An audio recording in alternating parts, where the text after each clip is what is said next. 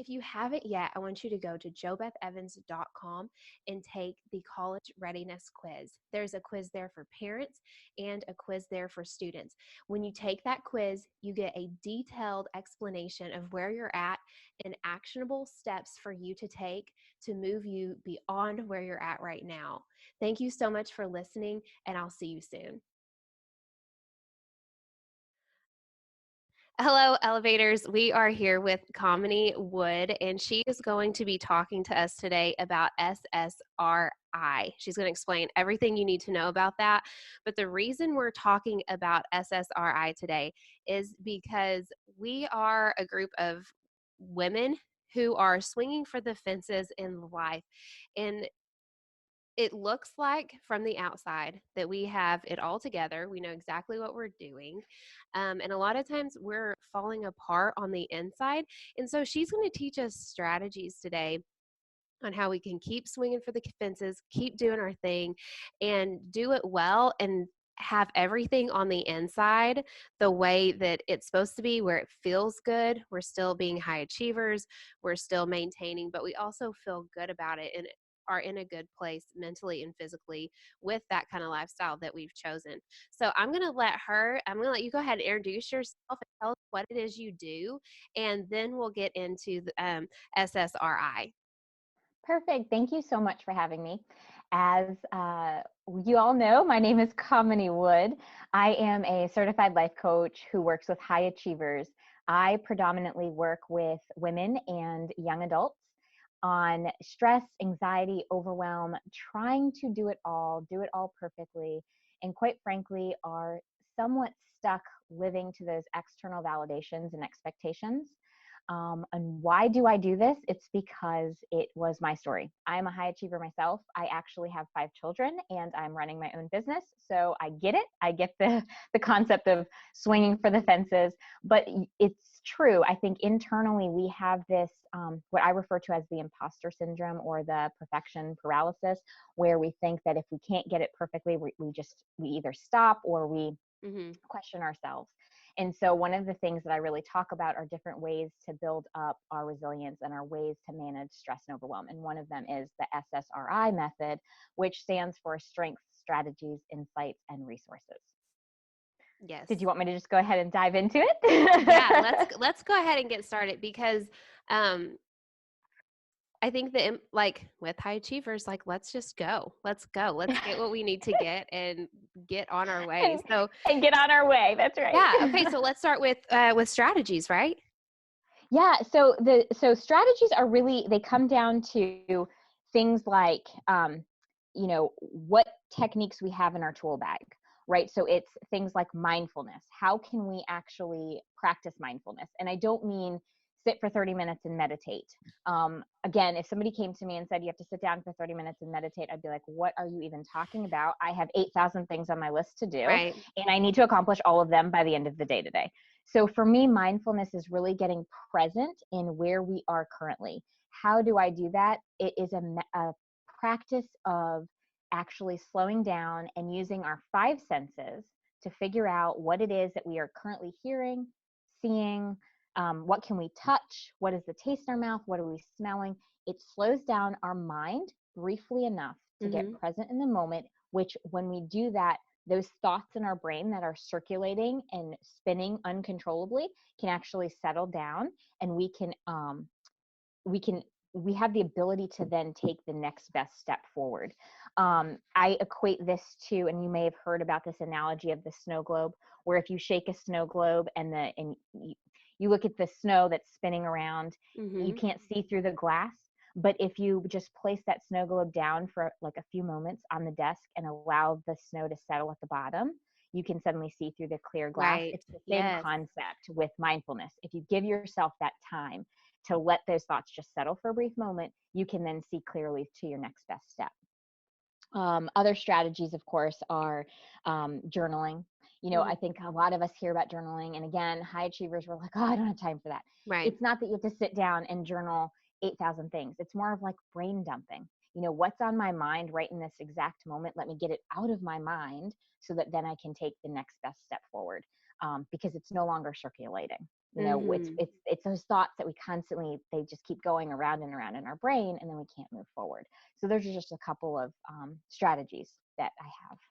Yes, I love journaling because a lot of people, and like you said, a lot of people think journaling is like, today I feel like this. And, Right.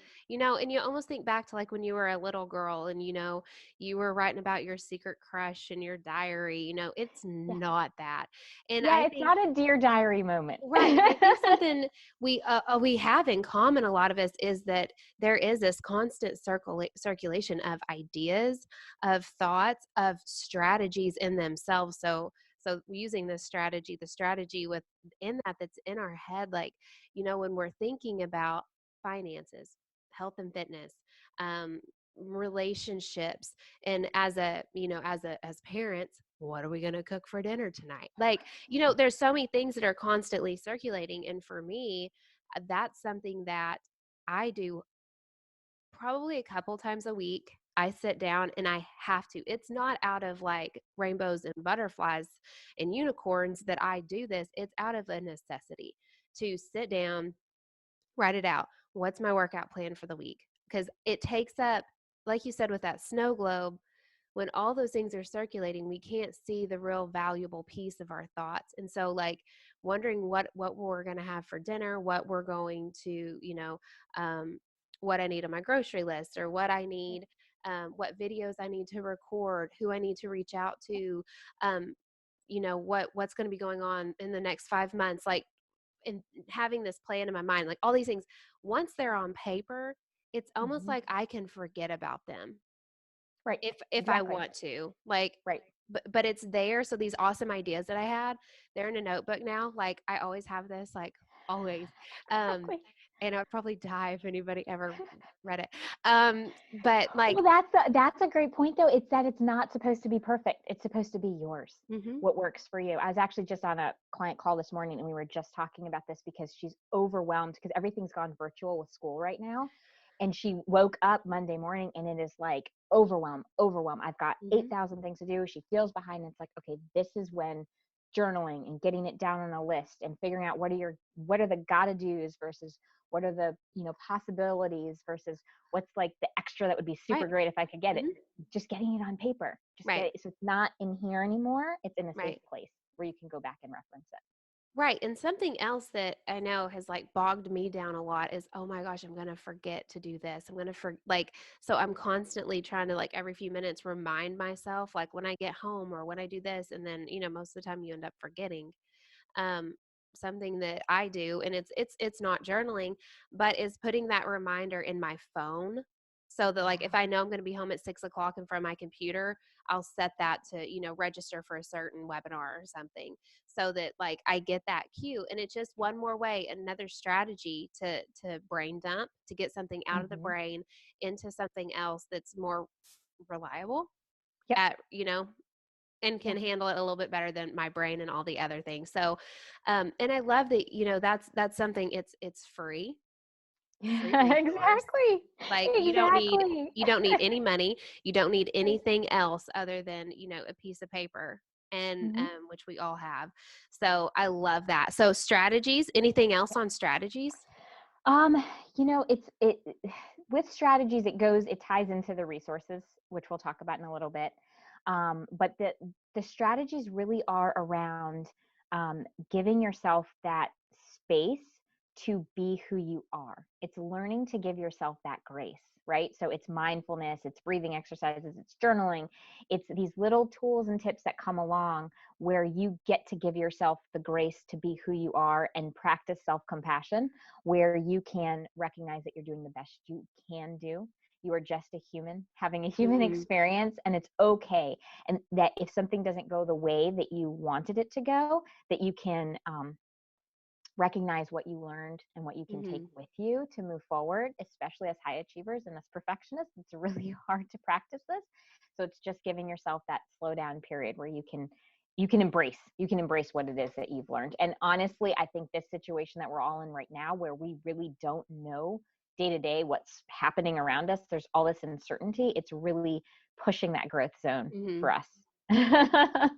Yeah, yeah, for sure. Because what has worked for us in the past, in the life that we have, excelled at in the past, is not the life that we're living right now. So we're all, just like all the students who, your eager face to face students that go to their classes, front row Right. sitters, like Right. that has worked for them since kindergarten.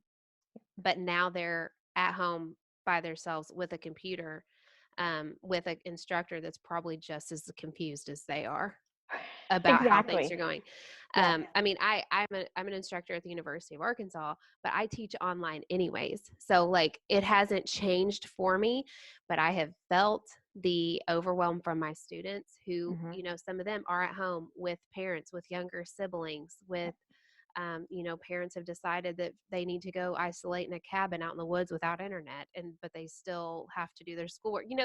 All the things, are having to change. And so, I think that um, it is a good time to focus on these strategies that we do have within ourselves and our resources, to cope with this time, because this probably will be the only pandemic, history shows that this will be the only one we Right. experience. We hope so, right? Right.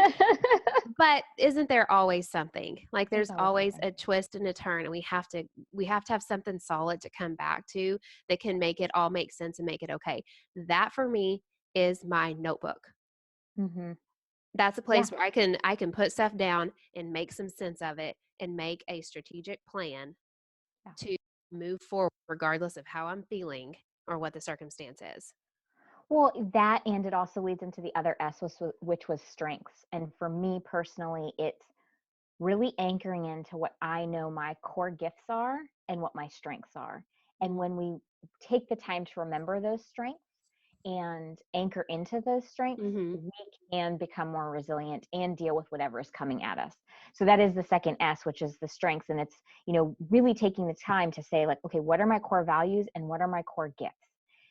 When I have those, written down on paper and I'm seeing them and I'm really able to anchor into them, I know that I can face whatever is Mhm. coming my way. So like one of my strengths is high achieving and being a routine oriented person. Right. Well, I've been thrown into a situation now where my routine has been totally upended, but because I know my strength is come up with a routine and I'll feel comfortable, I just shifted my routine. Now Mhm. my new routine is different, and I'm also accepting the fact that that routine could change on a weekly basis or even a Right. daily basis, but it's having some semblance of a routine because I know that that's one of my strengths is figuring out what my plan is. And like you, having a notebook, it's like, okay, use my strategy of writing things down and my strengths of being a planner and put those two things together. And now I can build that resilience back up. And I know that I can face what's coming at me. I know that I'm going to be okay.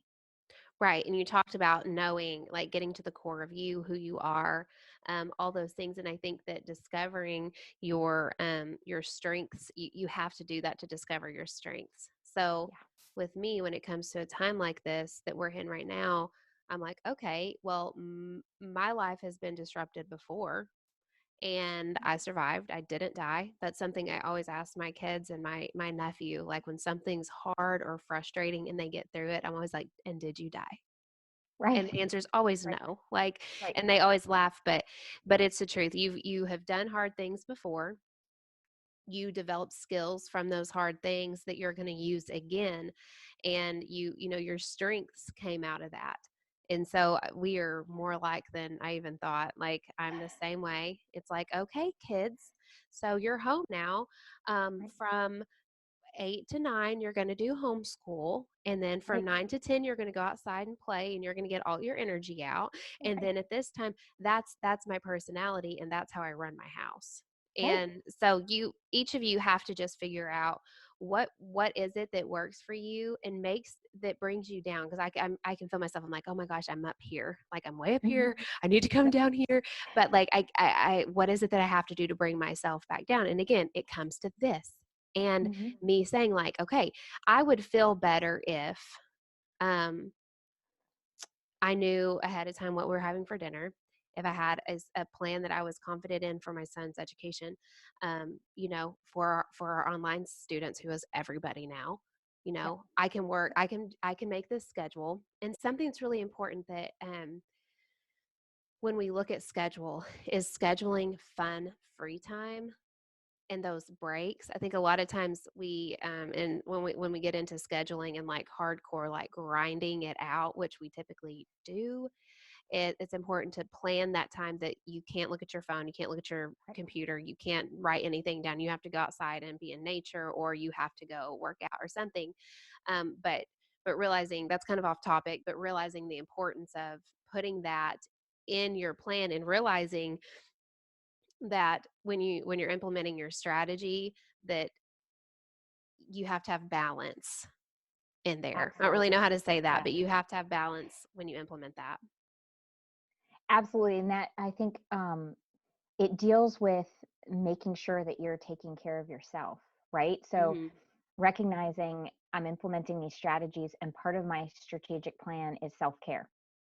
And Hmm. so that's, I mean, for me personally, it is putting down the phone and not picking it up and honoring that, honoring the time that I'm spending, just being like with my children, Right. or just being in nature, and like just being a person, let alone, Right.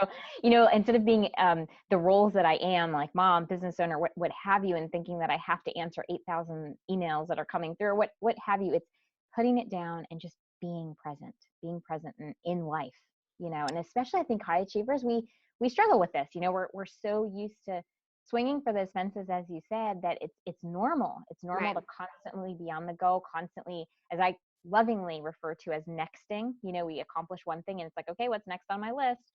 It's Yeah. just putting it down for a minute, just putting it down and just being present in your life, and actually taking in what's happening around you. Right. That is so good. It made me think of a student that I had a couple years ago, and I gave her probably what she would consider to be the worst advice of her life.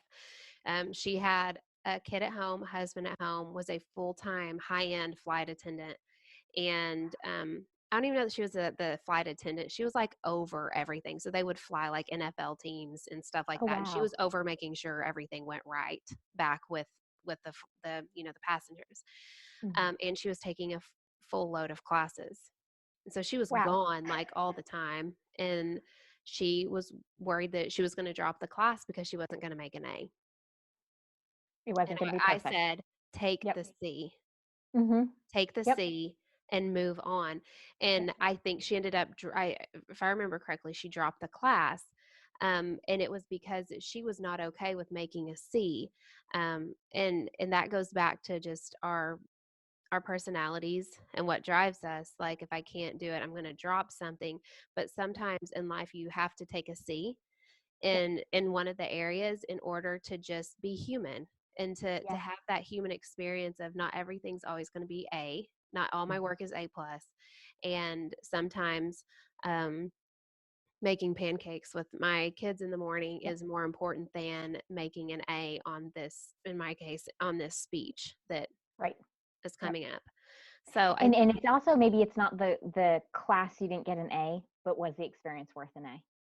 To what you right. just said, like, it's the experience of the whole thing, which I think as moms we're experiencing right now with our kids being at home and suddenly being virtual schooled. I know for me, there was this moment of panic of, I got to get this right.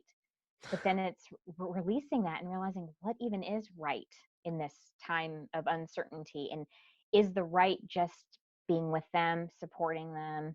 Yes, they're doing their work, but there doesn't need to be, straight A's here. We're learning on our, like, we're learning together, we're spending time together, and getting through this pandemic is really what this is about at this point. It's not about, let me do this exactly right, because Right. again, nobody really knows what right is. So No, yeah. definitely not us first time homeschool mommers. Exactly. That would not be us. Um, but in our in the students that are watching this, who are being who are online students for the first time, I know here in Arkansas where we're at, the seniors, they just they if they finish the third quarter, they're considered graduated. They're not going back. Right. So that means no prom, no Right. softball. Yep. All spring sports have Yep. been, to the best of my knowledge, I think they Canceled. have Yep. suspended them, Hmm. but most likely they're going to be canceled. So they're in a really strange time too, of where, as high achievers, they have been in FBLA, in homecoming. Maybe they're putting the prom on themselves. They are the captain of the baseball team, and now they're sitting at home with nothing. They don't even have homework. Nothing to do. Like, what a strange place Yep. to be in life. And, I think that this is a great time for them to reflect on these things that you're teaching. I don't want to get, oh my gosh, there's like so many things we could talk about, but let's move on. Like I said, we are both, recording at home with our kids present. We were just talking, like, it's just the longer we talk, the higher chances are somebody's going to make a star appearance in our video. And, it would probably be really funny, but we don't want that to happen. Really, it's not really something we're wanting to We're happen. trying really hard not to have that happen. We are trying. So we're going to move on to resources.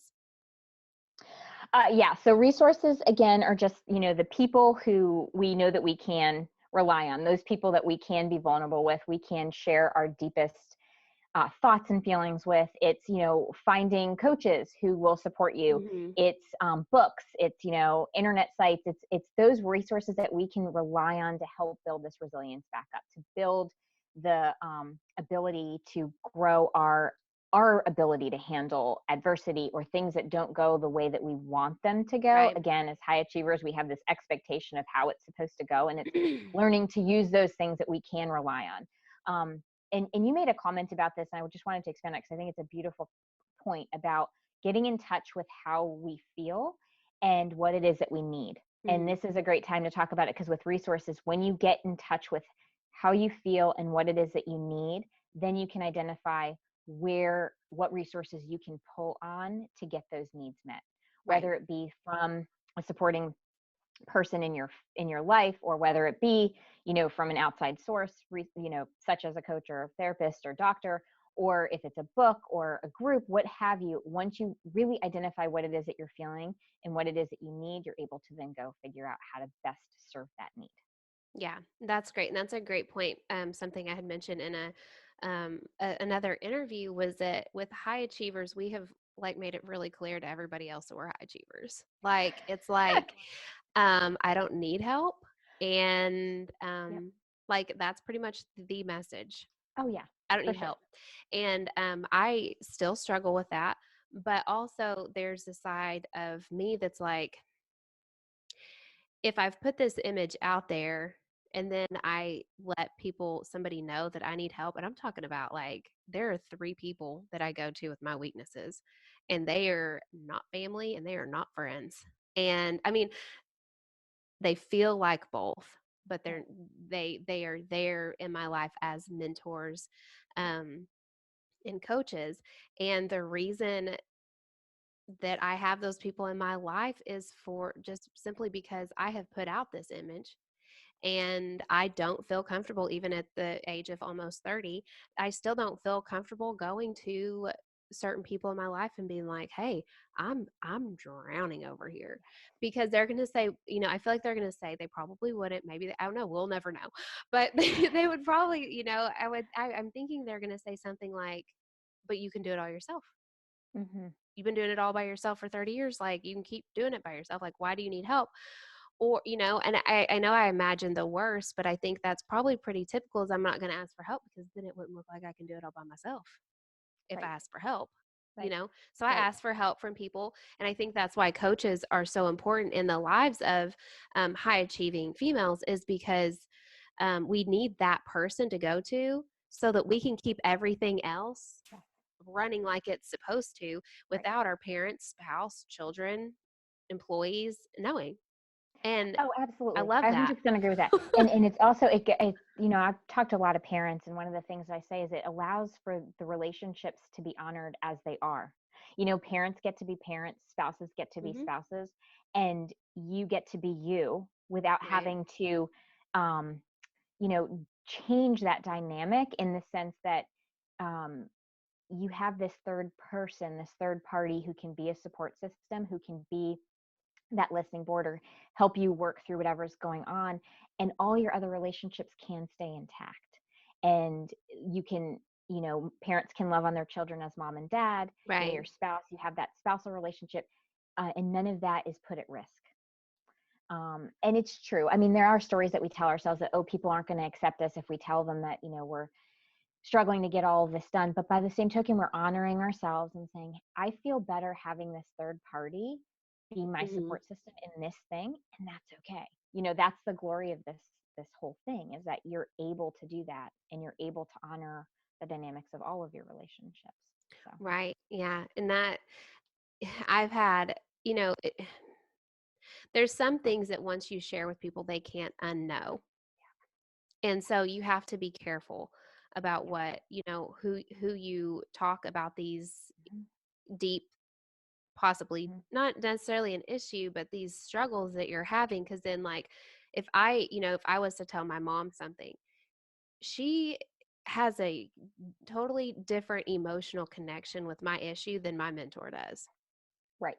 So, Right. would my mom have good advice for me? Probably, but it's going to affect her differently when I share it with her. And like you said, we can keep these relationships the same. We can keep them light, we can keep them fun. We can talk about the deep stuff with a coach who's like not going to stay awake at night wondering if I'm Right. stressing out about my schedule, you Right. know? Yep. Stuff Yep. like that. You know, it's so funny that you said that, because I actually was just talking with another client, and she was talking to me about the fact that what frustrated her when she was seeing a therapist before and on medication, it was really difficult for her because her mom would consistently call her every day and say, how are you feeling? How are you Mhm. doing? And it's because, to your point, they are emotionally connected. They are emotionally invested. And it's not to say that they shouldn't be and Right. that they don't Right. love you. But what happens when we're constantly asked if we're okay is we almost are on this, we're put on this defensive of like, of Am course I'm I okay, okay? I'm fine. Right. Or right. You ask yourself, am I okay? Or you're defensive and you're like, I am okay. I'm fine. Why are you asking? You know, and Right. it almost counteracts the ability to move through Mhm. what it is that we need to move through. And also, you made an awesome point about vulnerability and just choosing who you're going to share that with. Because I talk about vulnerability all the time. I really do believe being vulnerable is a superpower. I don't think it's something that makes us weak. I Right. think the ability to be able to uncover those things that we're keeping in the shadow, bringing it to the light and dealing with it, is where we can grow. But you do have to be careful with who you're vulnerable with, because you are so right that once people hear things, they can't unhear them, Right. and they're out there. And so you just have to be very, you know, not just careful, but just, cognizant of who you're sharing those vulnerable thoughts with. Right. And then we have expectations for how somebody's going to react when we tell them. And then if they don't meet that expectation, then you're hurt. So I just, just putting caution out there to, be careful who you do share with when you are, this high achiever and you have these mindsets that you and I have, like, and those of you who are listening that can relate, like, just be cautious because it can damage relationships. And it takes a while to find the right coach, to find the right mentor. Like, there are two women, one is in her 70s and one is in her 50s, I think, that for the last 7 to 10 years, I have consistently been with and talked to almost every single month. And they are the reason that I am who I am today, doing what I'm doing, is because their solidness and their lack of judgment and support and their wisdom. I mean, and, just talking to a woman who's a few steps ahead of you is so Mhm. valuable. And that's what you and I do. And this is definitely not a like, come sign up for our coaching. Like, it's not that, because I didn't pay for either one of my mentors that I had. Well, Yeah. one was my massage therapist, so technically I was paying her, but like, we would talk the whole time. Like, she would always tell me, like, you're paying for the massage, the therapy's free. Like, you know. That's awesome. So yeah, she's the one that's 70, and she's just incredible. But it doesn't, like, you don't have to seek out a coach. I think coaches are awesome. The other lady did very much serve as a coach in my life. But just seeking out those relationships, paid or unpaid, coach or no coach, like with the title, like seeking out those relationships. Okay, so let's move on to Absolutely. insights, and then we'll wrap up. So insights is really just the way you see, how you see the world and your perspective. It's really paying attention to, it's almost bringing everything together, right? What Hmm. strategies, what strengths you have, what resources you have, and then coming up with the group of insights that you know to be true. And it's Hmm. asking yourself those questions when something in an adverse situation appears. It's slowing yourself down and saying, what do I know to be true in this moment? And when you ask Mm. yourself that question, you can recenter and you can anchor again. It's all about anchoring back, but anchoring into the insights that you know, the things that you know in your perspective, and recognizing that your uniqueness is what this world needs. It's the gift that the world needs. And so really anchoring into your insights that you've had along the way, you'll know the next best step to take whenever you're facing an adverse situation.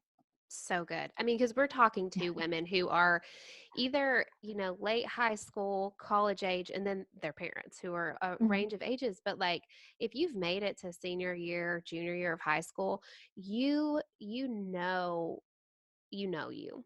You have had experiences where you have absolutely fallen apart. And a lot of times that's because you weren't seeing what is true.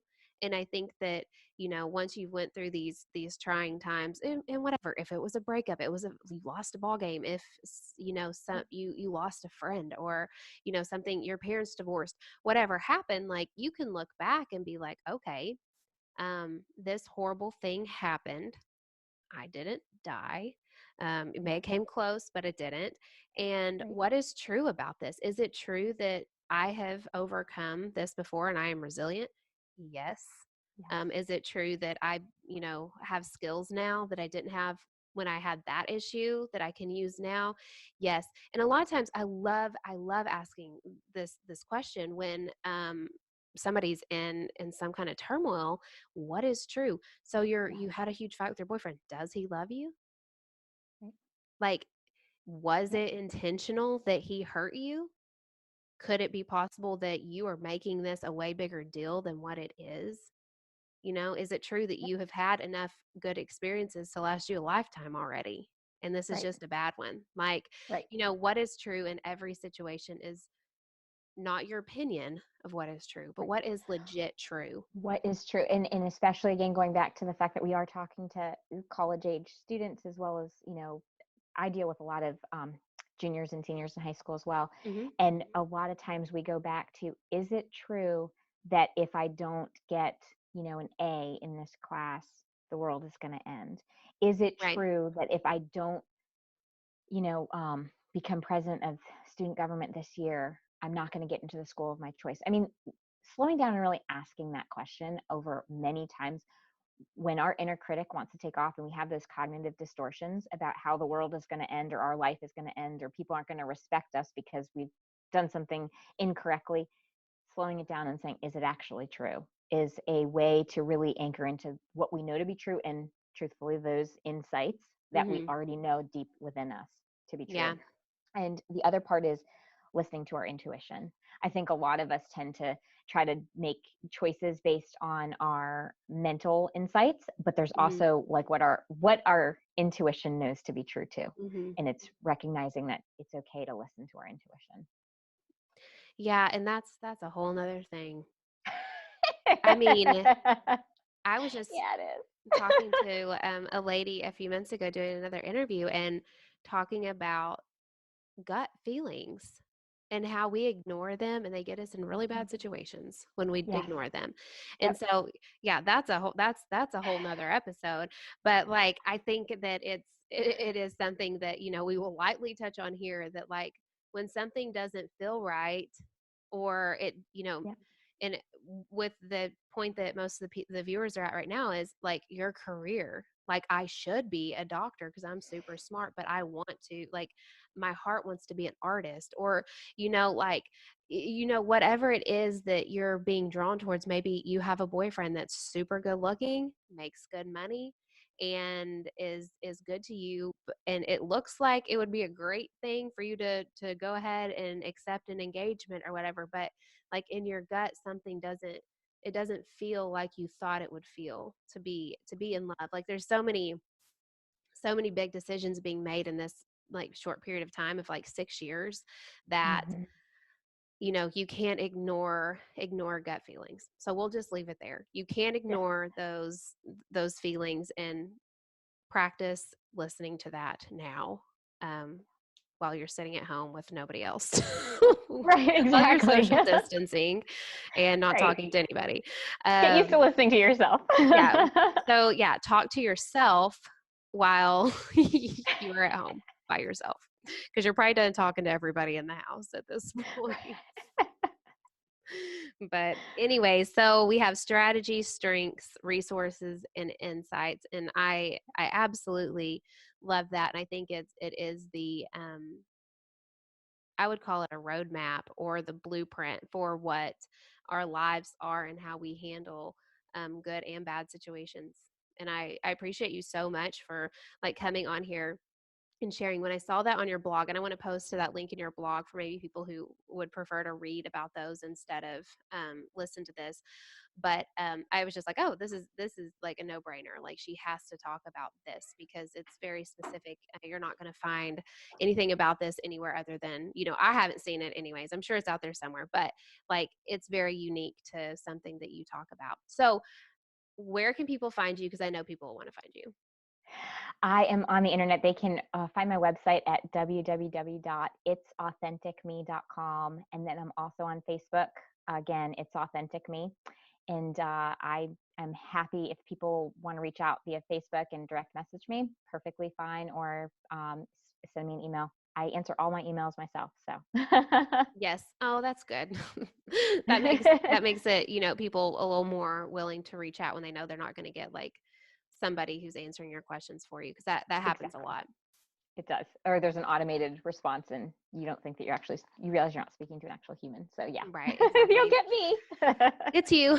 Okay, well, thank Thank you you. so much for being on here today, and we will hopefully a lot of people will connect with you and further this conversation in messages. That sounds great. Thank you so much for having me. I've really appreciated the time. Thank you. Hey, JoBeth here. I hope you enjoyed this interview, and no matter where you're at in your journey, I hope that you found the tips and tricks and information to be super helpful. If you haven't yet, I want you to go to jobethevans.com and take the college readiness quiz. There's a quiz there for parents and a quiz there for students. When you take that quiz, you get a detailed explanation of where you're at and actionable steps for you to take to move you beyond where you're at right now. Thank you so much for listening, and I'll see you soon.